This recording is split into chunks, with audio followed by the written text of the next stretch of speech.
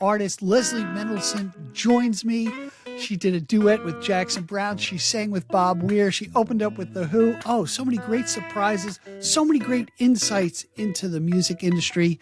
And she's originally right here from Long Island. You're really going to enjoy this show. Check it out. Everyone, I'm really excited today.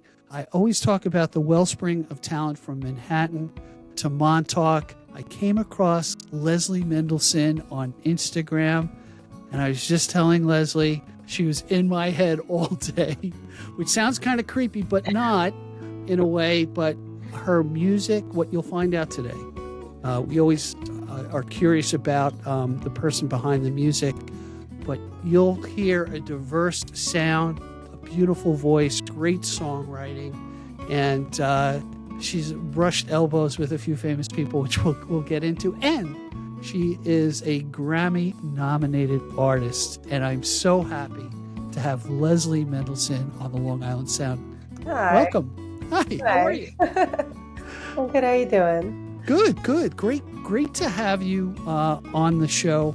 I got to ask you, when did it all begin for you as an artist where you said, hey, you know what? I think I can do this. I can write music. I can sing. Where did it start for you, Leslie? Well, I think just when I was young, I grew up in a musical family. Okay. We had a piano. My dad was a music teacher. He's retired. He's still a musician. He plays the trumpet. And so we had a good hi-fi system, had a lot of good records and just music playing all the time. And I think I worked my way over to the piano at an early age, just kind of like noodling, making, sounds. And then I figured out chords, and then, and then I got piano lessons. And then I think I started thinking that, I think I always wanted to be like, you listen to the radio and watch MTV and stuff like that. You're like, I want to do that. And right. I kind of knew like early on. And then I think I was in high school at some point. I was like, maybe I'll be an architect. I'm like, what? Okay. And then it just quickly came back to music. Nice. And where'd you grow up? Long Island, near Stony Brook. Nice. Out like Setauket, out East, that way? South Setauket. Yeah. South Setauket. All right, Yeah. I nailed it. Yeah, there's a lot. Melville. Yeah, a lot of great artists from that area, actually, that I've been running into. And it's funny, you mentioned hi-fi. You're the second artist I spoke to this week that said hi-fi. That We really had a hi-fi system. My mom worked for JBL. Oh, yeah. Yeah, and she hooked my dad up with this like serious system. I mean, we had those like speakers that were when I was a kid, they were bigger than me, and they put plants on them. Like they were furniture kind of speakers. And then we had an amazing turntable with the equalizer and the brush, like the green brush. My dad would put it, and Nice. as a kid, it's just also tactile. It's like just wonderful, all the little things about records. And yeah, I agree with you. I have three older sisters, and I used to they would lock their bedroom doors, but they had a great catalog of music. So like Janis Joplin and stuff like that. I'd sneak that out and throw it. I had a hi-fi as well. We throw it out. I had a Zenith hi-fi. It was black, and you could remove the speakers and stuff like that. And what was great about albums, you can take that needle and go back to the song and back to the song and listen to specific parts. And a lot of people learned their licks and chord structure from that. It was a great time. But I guess I didn't do that. All right. Yeah, I don't want to implant something you did. So when did you actually, what was your first paying gig, I guess, or what was your first launch out into the market? Does that make sense? Yeah. Well, I guess, right, in the market, because in high school I did some musical theater. And okay. But then I think I started right after high school doing open mics. So I wasn't getting any money, but, I was right. singing in front of people. And then I think, like during, after high school, kind of met up with musicians around. I was at Suffolk Community College, just met a bunch of, it's funny because I missed the whole Grateful Dead bus, I should say, but Fish was getting, they were really popular, and I just wound up there was like a big jam band scene. Yeah. A lot of Grateful Dead cover bands and stuff. So I feel like that was like my crew out on Long Island, and just kind of cutting my teeth on that kind of stuff. Plus, rock and roll and just funk and R&B and all the stuff, and just playing in the bars and meeting up with, just doing that, and then having a band. So Mother Nice. Freedom. It seems like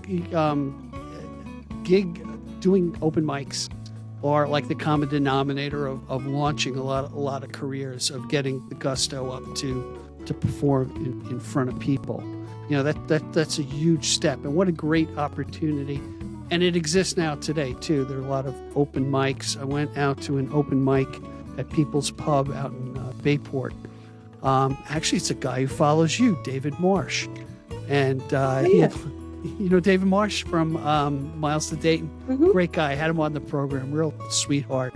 He did this open mic, and he had 35 acts at this open mic, and I was like, holy shit. I mean, I'm used to going to an open mic, and it's just a few of the artists hanging around with maybe a couple of their friends. It was great. But what a great Well, all your friends back then, you're so young, and just it's great because like the future's wide open. You're like, let's make a band. Let's join a band. Come sing in our band. And it's just like, it's all that. It was very, it felt like people were just dreaming stuff. When you just, I want to be in a band, and poof, you're in one. Right. Kind of fun that you can manifest all that stuff as a kid. And I remember standing on stage. I think it was Stony Brook University, and I think Reckoning. Do you remember, Reckoning? I know, I've heard of them. Yeah. They had a night at this club in Stony Brook. It was called The Spot. Okay. And I had been asked to join a band to just sing a song, and it was the band I was playing before, and I just remember that was the first time I ever sang with a rock band. And it was just and I sang a Janis Joplin song that was way out of my range. I sounded probably horrible. Just when I went for the big scream, I think I was like, but I just remember just feeling like this is such an awesome feeling. It didn't even matter if you sucked, because you were just like, right, I did it. Great, I want to do this. Right. So early in your career, were you pretty much a solo player, hitting the circuit, going out there, or how did it progress? When I started just with an acoustic guitar, but then meeting people, then I started forming bands and playing keyboards, and because I played piano, so I was like, I play keyboards in a band better than guitar player. I kind of just still just strum and play songs, but so I can, and then I started writing, thinking about band more, like how to arrange for a band, and I did that in the beginning, early 20s, when I just write at in late teens, early 20s, and that band was called Mother Freedom, and I mentioned before, and we lasted about 4 years, and then after that, I just thought about. Then I picked up the acoustic guitar again. Okay. And I wanted to concentrate more on songwriting and just try to find my voice without, a band, I guess. And then I moved to the city at that point. I moved off Long Island, and I joined a songwriting group that was run by Jack Hardy. Oh, sure. Yeah. Jazz folk. Yeah. Yep. Yeah, I was tipped off and oh, you want to get better at songwriting? You should do this every Monday. He would hold these meetings in his apartment, and a lot of the songwriters that were, from fast folk would come through, like Suzanne Vega would be there on any given Oh, wow. and Richard Julian and Lucy Kaplansky, and people would just come and, hone their skill. People are still writing. You had to write a song every week and perform it for the group. And then the group would give you criticism. So I was shaking doing that, because I was just like, this is the way I thought about it. I'm not that good, but I'm not the worst. Okay. So I'm like, there's a dose of humility in there. It's always healthy. Absolutely. But, to get feedback, from Suzanne Vega or something, some of these great songwriters that were, Jack Hardy himself was just brilliant, and he was such a champion. He was so was so great. And so then I started thinking about, then from that I started to write and another, it was just, I guess, more folk music at that point. Gotcha. Yeah. What's so interesting, I just had an interview with Caroline Doctorow, and she told me about, I forgot who she spoke to, but the person she spoke to said, hey, don't have it. This was the tip that she put forward, or was put forward to her. She's like, don't make people work too hard in the beginning to see where you're going. And sometimes you need to have some physical aspect of where you are, or placing people in the song early on to draw them in. I was like, wow, that's really cool. And it's really great to get that type of mentoring and that sharing. And then you're under the pressure of every week, you got to produce, I think. It's good. It was good for me. Yeah, that's cool. Hey, let's do this. Let's just take a quick break. And I want to talk about the songs. I want to talk about your album, After the Party. I want to talk about Jackson Browne. We want to talk. A lot of stuff. I said we're going to be here for a certain amount of time, but I'm going to hold you accountable and to be here for a while. So, hey, everybody, stick with us. We'll be right back with Leslie Mendelson. The Long Island Sound is here to help you connect with local artists. Follow us on Instagram for the latest up-to-date podcast episodes, and also to connect with your local artists and their upcoming shows. Hey, everybody, welcome back. We're with Leslie Mendelson. Leslie, I got to ask you this. If you look back on your career, what would you say was a real turning point for you with your music and direction and what you're doing? I don't know. I think that it hasn't been one big turn. I think there's just, like, people say, what was your break or this or that. I think it's like a series of little breaks along the way. Just like things that have happened that have been exciting. Just like getting asked to open for The Who at Madison Square Garden. Get out of here. Or working with Bob Weir. When I was invited to TRI to sing. And especially when I told you about my Grateful Dead upbringing. So, being able to sing those songs with Bob. Oh my gosh. Great. And then, I'm working with Jackson Browne and just being able to be on tour and playing in theaters, opening up for all the great acts that I've been able to open up for. So, just those kind of situations. But as far as one thing, it was just never been one break.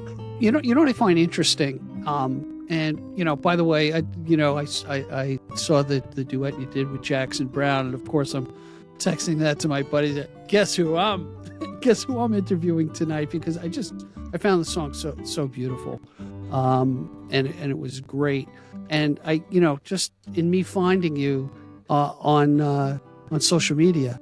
You never know who's watching, Mm-hmm. I'll give you an example. I've been trying to get, and I have a friend who's got a friend who's backing up Lucinda Williams. And then one day I'm on Instagram, and Lucinda, if you're listening, I recognize, she started following me on Instagram. I'm like, that's cool. I'm like, holy crap, I'm just a regular guy, She's one of our greats. Yeah, she really is, and it's great that she's back on tour. I saw her last year. Oh, did you? Yeah. She's awesome. So amazing. Hey, let's talk about the Grateful Dead, because one probably the best band in the world, in my opinion. Just the way they approach a lot of different things, the way they bucked convention about having people record their music. There's a guy named Seth Godin, big marketing guru guy, who says, you know what, they're really the first social media experiment in allowing people to say, hey, you know what? And he brought up something good. Maybe you can talk about this.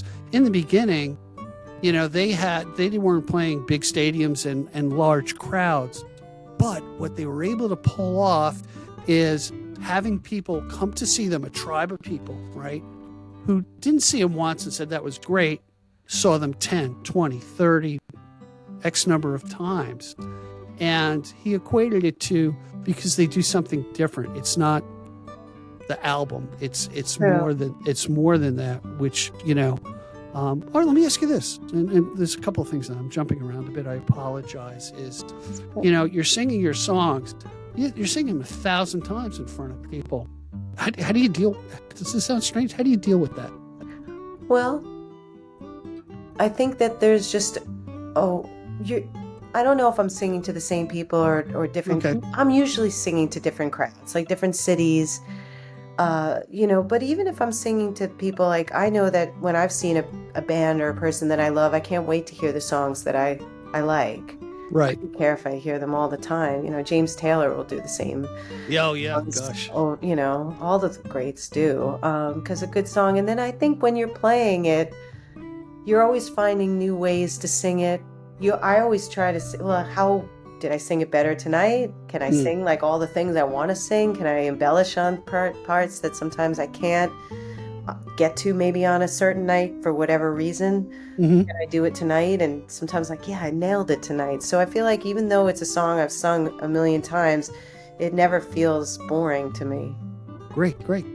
Well, let me ask you this. When you do a show, do you, some people, by the way, don't like to see themselves on video again or listen, you maybe don't like the sound of their voice or speaking voice. Do you ever go back and watch something that was recorded that you did on video and kind of critique yourself to do something different? Or is it more of a memory? Oh, yeah? I mean, nobody wants to watch themselves. I hate it. But then I'm like, I'm glad I would see something and be like, why am I doing this weird thing? Or, can I move a little bit better? Or, just stage presence. When I'm talking, can I like not do so many likes and ums and this and that? I'm always stopgaps. Be as fluid as possible and being in the moment. And so, watching yourself, it's hard, but it's good to do it. So let me jump off of that statement. In the progression of you playing different shows over the course of years, how has your stage presence changed? I think I'm more comfortable because I think it's that 10,000 hours. Okay. thing. Yeah. I just think the more you do anything, the better you get. So where I used to just dread, and I was always okay with singing songs and playing the songs, but then what do you do in between? That's really difficult, and you want to get the audience on your side. And I've just learned that the more that I talk and open up, the more the audience is with me. And the more the audience is with me, the better the show is going to be. So right off the bat, I'm just talking away. And a lot of the times I'm on my own because, touring, I'm a one-woman show at this point. And I'm just, yenting it up, just, talking shit. Everybody's just having a good time. And, I'm trying to bring that element of just like this. Right. Yeah. To the stage. When you allow that, you're allowing yourself to be vulnerable by just being yourself. Yeah. Out there, which is to me as an audience member is very welcoming. For me to be comfortable with you, that may sound strange, but now I'm comfortable with you. I know a little bit more about you because of maybe the kibitzing back and forth. And I think there are different ends of the spectrums of what I would say the entertainment aspect of an artist on stage and live is you've got James Taylor, he's your uncle. He's right there, right? You've heard your uncle's stories. I'll hear his stories, the same stories. I'm fine with it. I love it. I know. Yeah. And then the other end of the spectrum, and I'm a big Neil Young fan. I like Van Morrison. He's getting cranky, but I'm sorry, Van. You're getting cranky. But they don't hardly talk at all. Maybe just short things, at least my experience. I haven't seen them. Bob Dylan won't say anything some nights. You don't even know what song he's singing. I have this game sometimes I'll play with friends if I go to see Bob Dylan. Be like, if you can get it by the chorus, you win. You're like, what has he done to the melody? What is he singing? Oh, like whatever. And I remember an interview with Tom Petty when Tom Petty and the Heartbreakers, and I happened to see that show in Madison Square Garden. It was great. And he said he would just F with you. He would go out, play the song in a different tempo and a different key, and the guys are looking at each other and maybe that put the edge on on things. I don't know, That's but yeah, that's kind of messed up, but I like it.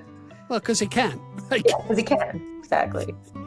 hey, let's talk about the song "Other Girls," because I get a feeling that the audience is going, "Hey, man, sounds like a nice person. I want to hear. Sounds like I a want to what? hear a nice person. You're a nice person. Thank you. You know, they're. I can feel it. I can feel it that they want to hear your music. Let's talk about the song "Other Girls." Tell me a little bit about that, and then we'll let the audience listen to it. So this was kind of a song that it was almost a joke when Okay. I said the line because it was a bit provocative. And I was just like, can we do something with this? I was talking to my co-writer, Steve McEwan, and he liked the perspective. You know, I like it when you talk about other girls. It's like, what does it mean? You know? So, Yeah. and I think at the end of the day, I found a way to kind of get into a way of like dealing with jealousy Okay. and having fun with it. Just kind of flipping it on its head a little bit. And it's also an empowering song for women. It's women, Absolutely. you know, who doesn't love women? Yeah. And we're just, you know, I think we're in a good place right now. Women, well, I'm not talking about the country, but, you know, like, Yeah, as far as right. feeling empowering, women feeling empowering. And I think it's an excellent time for that. So this was just about celebrating women as well. Wonderful. All right, let's listen to "Other Girls," and we'll be right back after the song.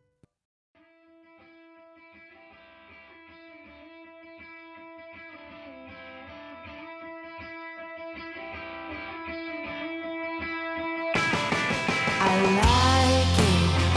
I said I like it when you talk about other girls. Other girls. I like it. I said I like it when you talk about other girls. Other girls. You can tell me anything you want if it's something you wanna talk about. If it turns you on, it turns me on. It's something that I wanna hear about. When she calls, what does she say? Does she want you to come out and play? I like it. I said I like it when you talk about other girls. Other girls. Yeah, I like it. I said I like it when you talk about other girls. Other girls. Is she just a dream or is she real? And do you think that she is beautiful? Does she do you good? And when she's done you good, is she still irresistible? When she calls, what does she say? Does she want you to come out and play? I like it. I said I like it when you talk about other girls. Other girls. Yeah, I like it. I said I like it when you talk about other girls. Other girls. Does she want you like I want you? And does she want me like she wants you?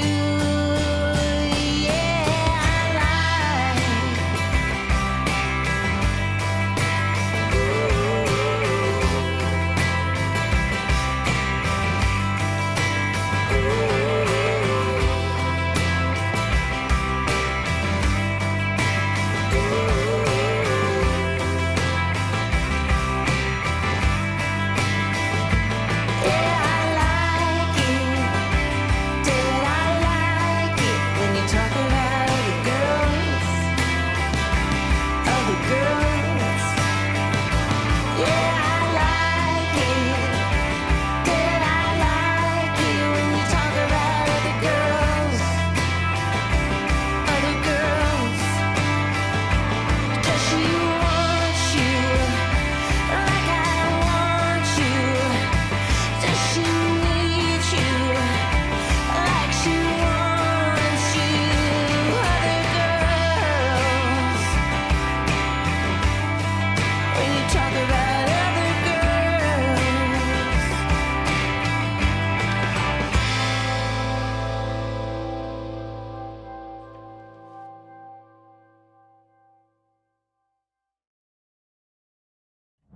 Hey, everybody, we're back because I'm talking and you can see that we're back with Leslie Mendelson. And Leslie, you wanted to bring up something about a turning point. Oh, well, you had asked me earlier, and I kind of went off the deep end a little bit. But as far as like a turning point for me in my career, I think that there was a point where I was going along thinking that this was more of a hobby. Okay. That I wasn't doing it as a living. And then I think I woke up one morning and be like, I want this, I need this to happen. And I started thinking about like the next steps. And it just happened that I met this producer because I had made a record. And it was kind of like I was still doing odd jobs and nothing was really happening with it. But then I met this producer when I was getting this little record mastered. And his name was Joel Dorn. And he worked, he's in the 70s, he was the president of the jazz division of Atlantic Records. And he produced Donny Hathaway, Bette Midler's first album, Roberta Flack, Killing Me Softly, all that stuff. And just like this just wealth of knowledge. And what an incredible man he was. And we got on like a house on fire and he was great. He's just like, and he liked what I was doing. And, so we started thinking about like how to make a record. And I feel like at that point, that was a turning point for me, getting to meet him and just think about things and felt like in a real way. Right. So how does one, like, how do you get in the company of somebody that prestigious in the music business? Are they finding you and saying, So when I made this record, kind of a self-made record of like the songs I was actually writing during the time of the Jack Hardy songwriter. Okay. I took those songs and made a record. And I did it, and we mastered it at this place called DB Plus. Okay. And it was Gene Paul, who's Les Paul's son. Okay. At this office in Uptown, and Joel had an office there. And so when I was mastering the record, he heard it, and it was just like, I like this chick. He just thought like because he was such a making great records in the 70s. And I think I have that throwback sound. Oh, yeah, you have that vibe. Absolutely. He's just like, you're like a New York chick, like Carole King or something like that. Let's make a record. And I'm like, okay. So that was a really, he was just like, you could do this for real. Oh, man. That would just, that puts you on steroids in a rocket ship when you have somebody like that who is so encouraging. And he talks in jazz by calling you a chick. Funny. Oh, he's so funny. He's the one who taught me about fake nice. Like when you go to a restaurant, you're like, it's fake nice.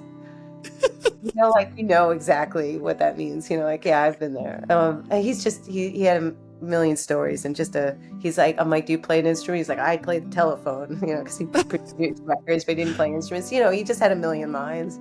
Yeah. That's a true New Yorker when we can mix sarcasm up with. He's a Philly guy, actually. Oh, is he really? Yeah, he's a transplant in Philly. That's how he started. Oh, so he's a fake New Yorker, is what you're saying. Touche. He lived in New York a long time. But he's a transplant. Come on, let's call a spade here. He's not a native, but who is a native in New York, right? I'm a Long Islander. I live in Brooklyn. I'm still on Long Island. Yeah, right. Believe me, when I was a little kid, the confusion between what we called, when you went into Brooklyn, Manhattan, or Queens, to us, that was the city. Yeah. And technically. Yeah, it's geographical. There's no bridge. There's no bridge. Right, exactly. And don't get me started on Jersey. If I never have to go to Jersey again, We don't have to do that. Let's talk about the album you've done. This is your fourth studio album, and I remember reading in your bio. And by the way, just to remind the audience, look in the description below. You'll get all the connection to Leslie's music, where to purchase it, where to get and stream it. So definitely look below for that. But now this is your fourth studio album. You kind of we all kind of came out of COVID. So tell me about how this whole idea of this album came about. Well, my last record, If You Can't Say Anything Nice, ... came out in like the spring of 2020, which is it was a terrible time to put out a record. Right. Yeah, it was just whatever, it happened.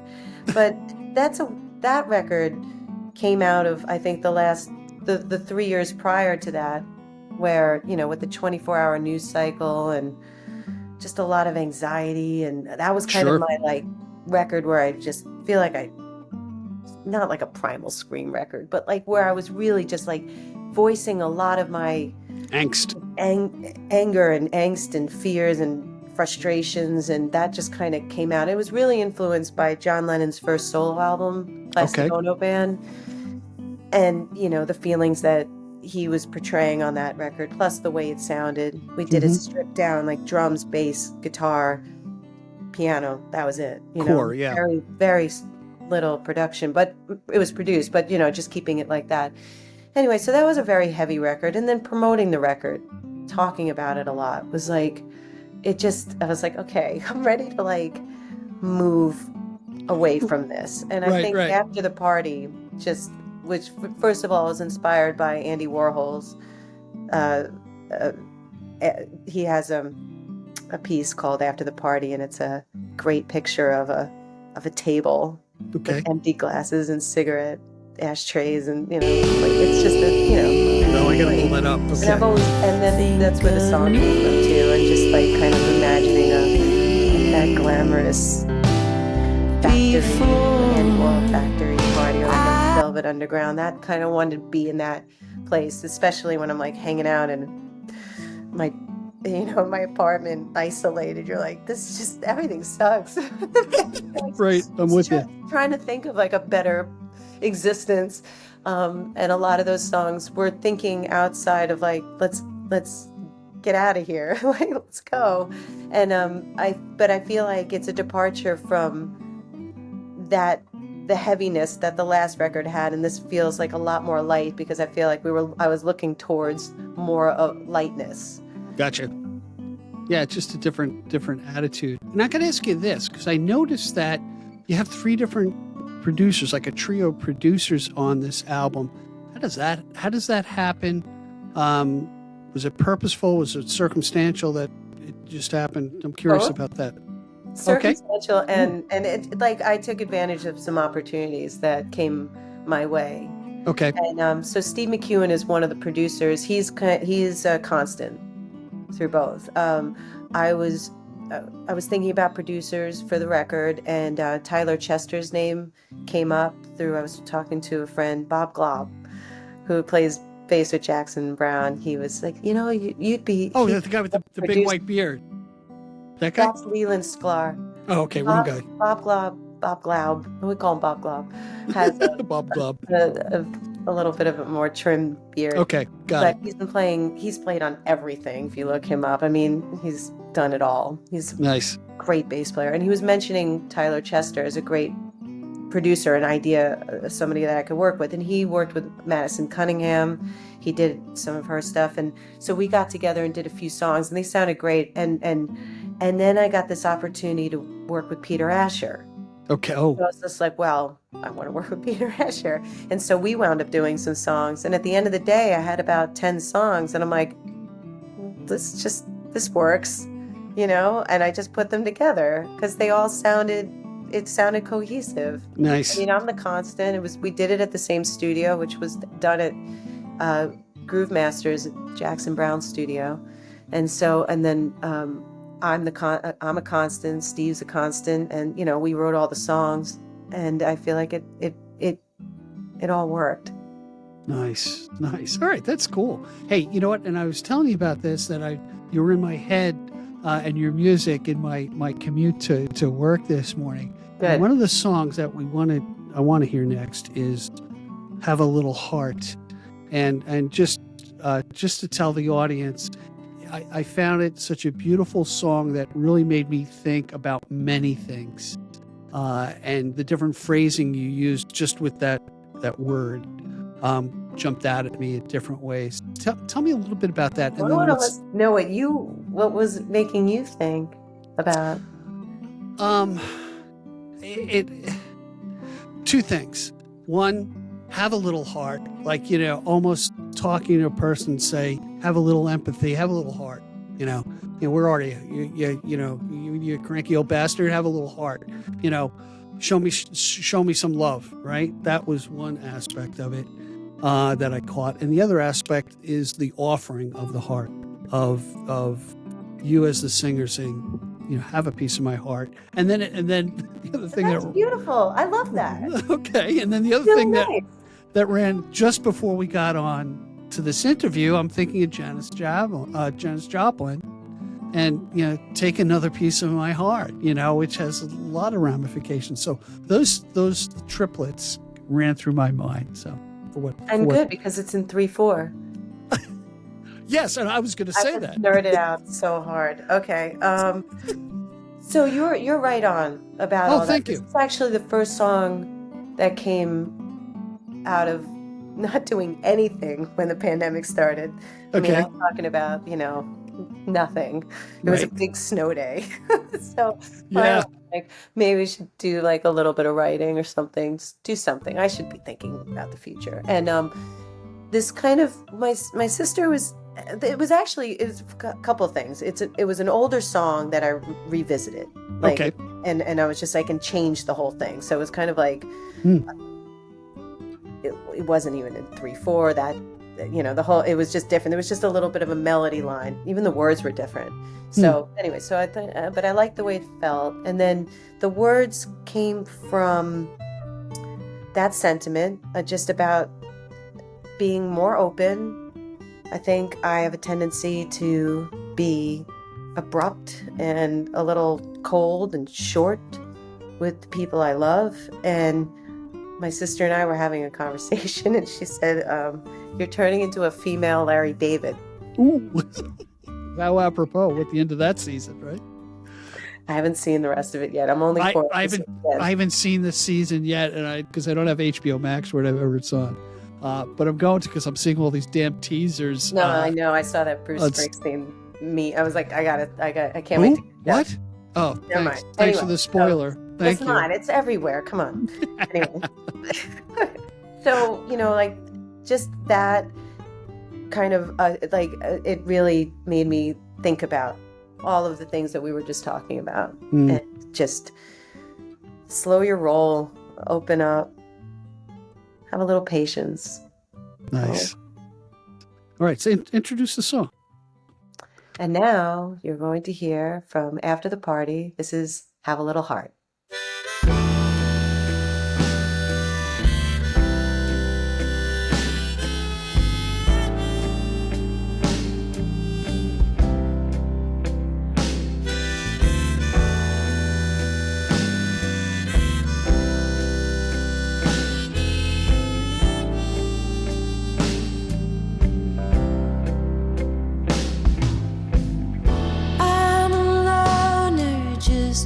Trying to get sober, so have a little heart, baby.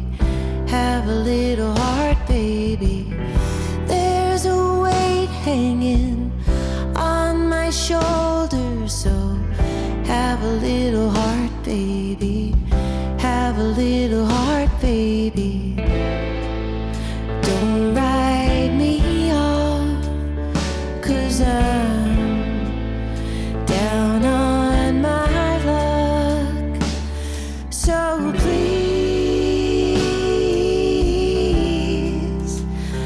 think of me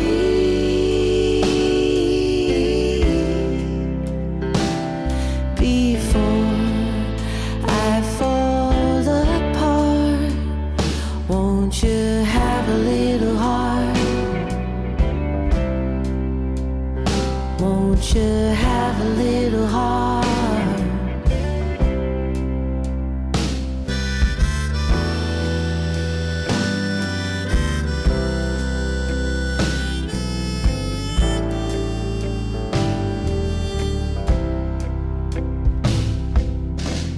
Summer's here, but it's getting colder, so have a little heart, baby.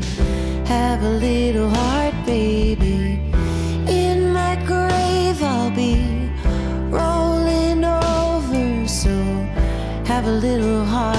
baby. Don't write me off, 'cause I'm down on my luck. So please think of me before I fall apart. Won't you have a little heart? Won't you have a little heart?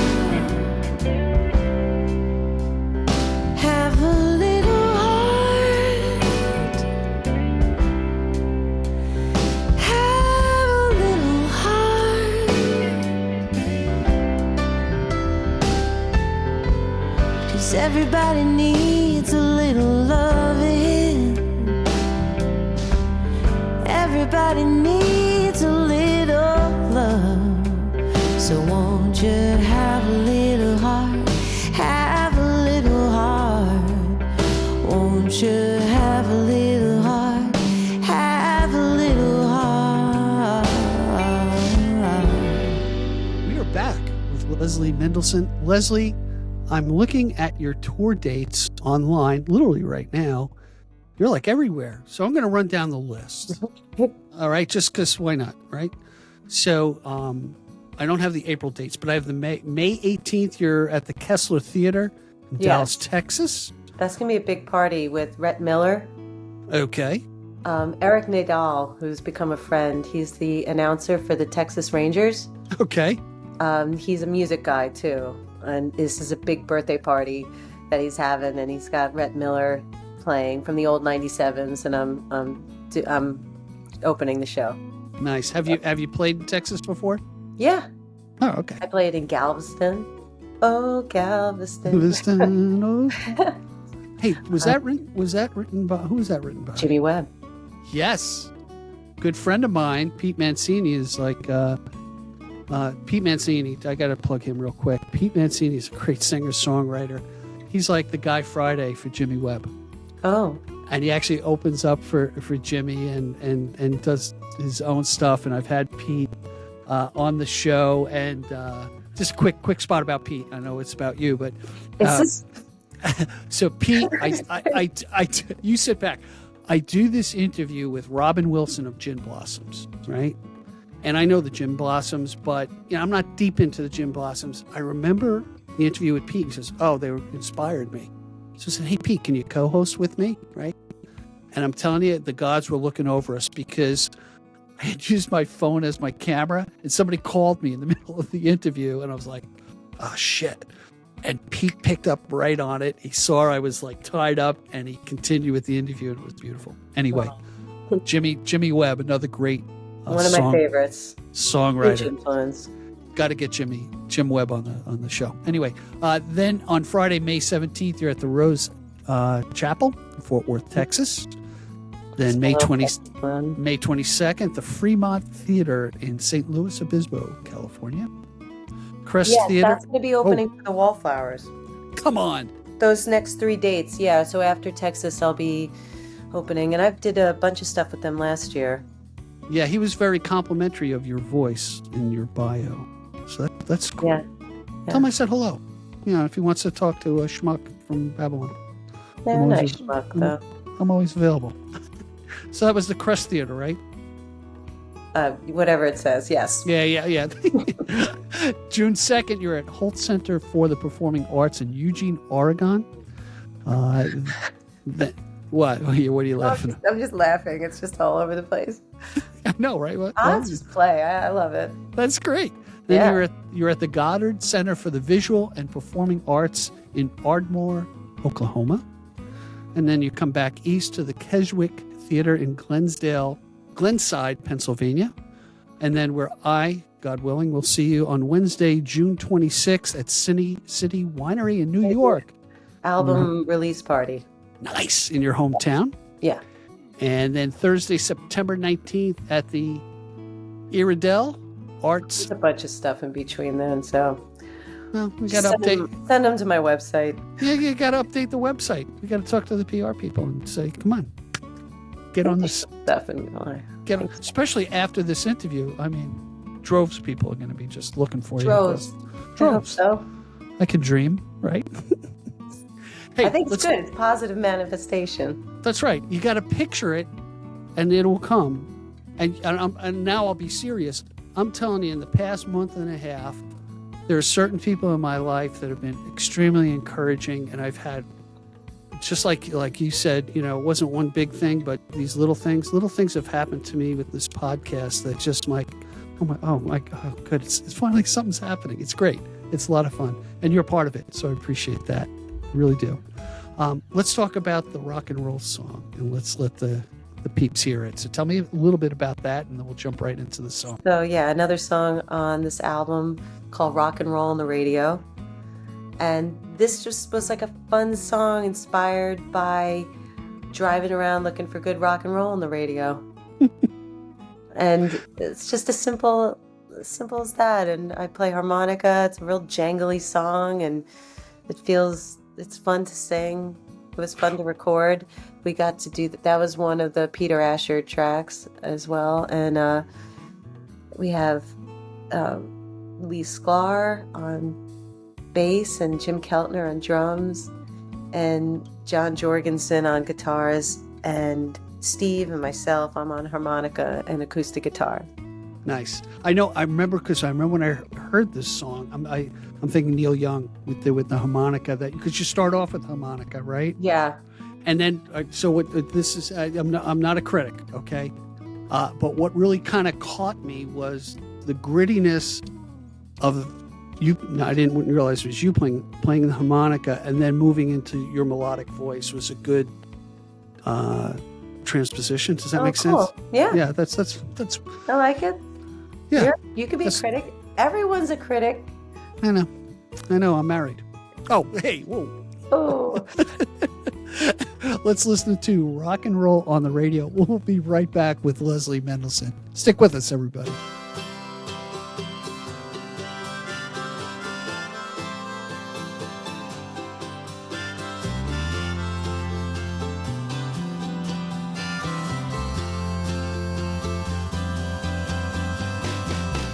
Why don't they play rock and roll on the radio anymore? 'Cause I love the sound of it.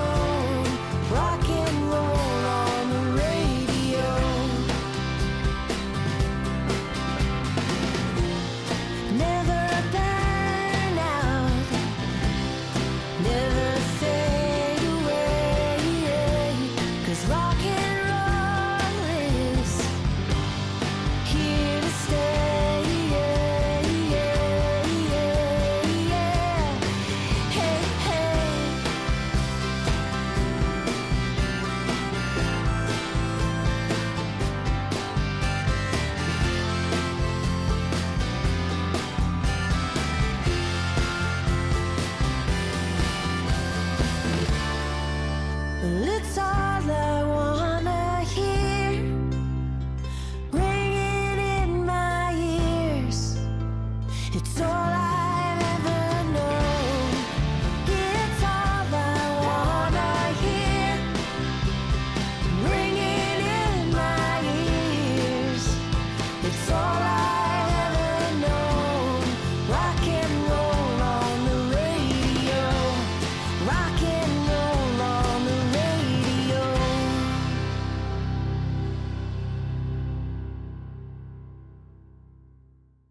Leslie, I have to tell you something. I told you earlier in the podcast that you're in my head. I was listening and I really got a good taste of your music and the diversity of your songs, the diversity of your voice too. Is just the way you play these different songs is really a great journey of discovery for me as the listener. And now to find a little bit about your background, and I have a new friend in you. What a pleasure, what a blessing it is. Yeah, and I it's really nice to appreciate talk to you too, Steve. Yeah, it's so great to have you on the program, and I look forward to seeing you at City Winery in person. And you're always welcome back on the show. You produce new music. Send your friends over, and we'll have a blast. We'll have a conversation. Sure. All right, everybody. Till next time. This is the Long Island Sound with Leslie Mendelson. Thanks, Be well. Scott. Thanks, everyone. Bye-bye.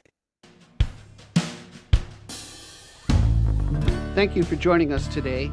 I appreciate the time you spent with us. Please subscribe and comment and visit us at gigdestiny.com. Till next time, be generous with your joy, keep your spirits high, and let the music take you on a journey. Be well. Peace.